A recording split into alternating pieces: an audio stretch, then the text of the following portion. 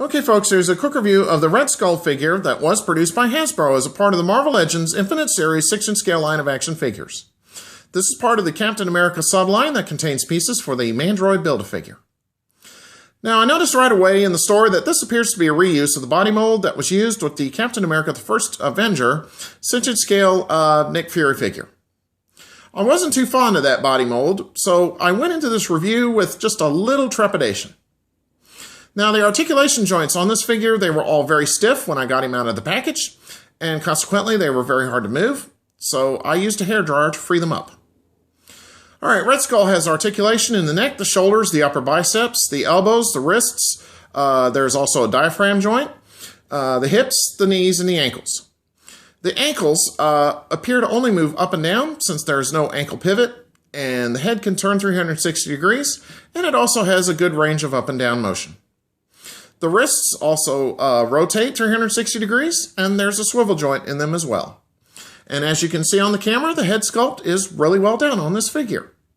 But as I noted with the Nick Fury figure, I don't like that I can't put this figure's arms flat against his sides.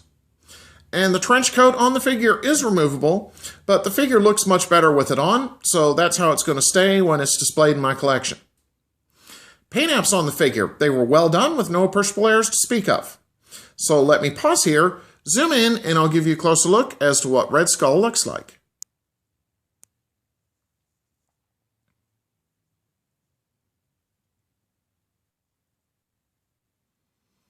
Okay. Alright, Red Skull did come with some accessories in the package, so let me pause here, and I'll show you what those look like. And unfortunately, there was no figure stand included in the package. Okay, first up, here are his two handguns. Now, the red handgun appears to be a Sig Sauer P229 with what looks like a Hydra symbol on the grip. The other pistol, I don't recognize it, so I'm assuming it's a Hydra weapon of some sort. Personally, I'm not too keen on the coloring of these weapons, particularly on the 9mm handgun, as to me, it just looks childish. The 9mm handgun can be stored in a holster on Red Skull's right leg, and this Hydra pistol can be stored in a shoulder holster under the trench coat. Now, I do feel that displaying this Hydra pistol in the shoulder holster, it just looks goofy because it sticks way out. Also, Red Skull can only hold these guns in his right hand, as the left hand is molded in an open position. Both guns, they seem to have a rather loose fit in the right hand as well.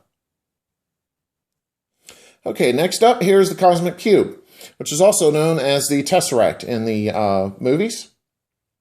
It's rather plain looking, but I still feel that it was nice to have this accessory included, as it is shown so prominently in Captain America the First Avenger, as well as in the Avengers. Red Skull can only hold the cube in his left hand, and I discovered that that's a bit of a loose fit as well. Okay, and finally, here's the Build-A-Figure piece for Mandroid, his left arm. This appears to be the same design as the arms on the Ironmonger Build-A-Figure, just with this added blade accessory. Okay, what I'm going to do now is a quick 360 of Red Skull for you and let you see what he looks like from all sides. So here he is from the front, and here's what Red Skull looks like from the left-hand side. And here he is from the rear, and it should be noted that this trench coat is really well done, and I do like the design on it quite a bit. All right, continuing on. Okay, here he is from the right-hand side. And finally, here we are once again facing forward. So overall, I don't think that this is a bad Red Skull figure. Now, admittedly, I was a little leery of this figure when I initially saw the reused Nick Fury body mold when I spotted him in Target. But to be honest, I think that this figure, it turned out okay.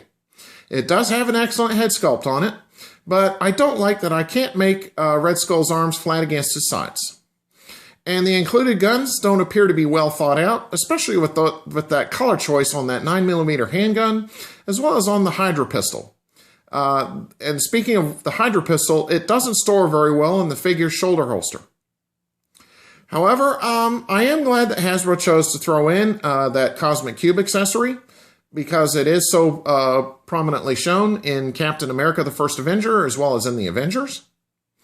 So, therefore, I think that the Red Skull figure, it's a good figure, but I don't think it's a great figure. So I'm going to give it a good recommendation.